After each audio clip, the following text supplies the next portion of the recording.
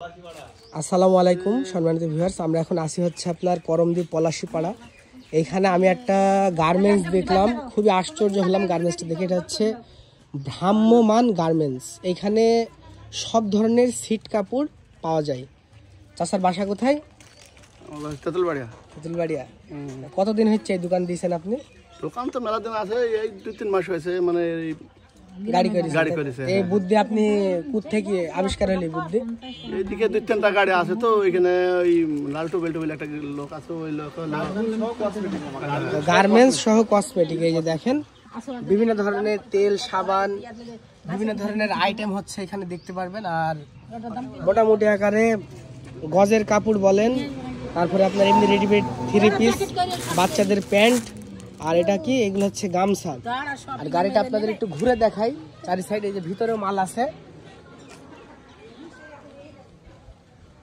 চারি সাইডে আপনার এই যে এখানে শাড়ি আছে, এগুলো হচ্ছে ওড়না, এগুলো হচ্ছে আপনার রেডিমেড 3 পিস। এই যে খুব অবাক হলাম দেখে, কারণ হচ্ছে মেহেরপুর জেলায় সচরাচর এরকম ভ্রাম্যমান হচ্ছে গার্মেন্টস আমি এর আগে কখনো দেখিনি। মামা, তুমি দেখেছো না এরকম গার্মেন্টস?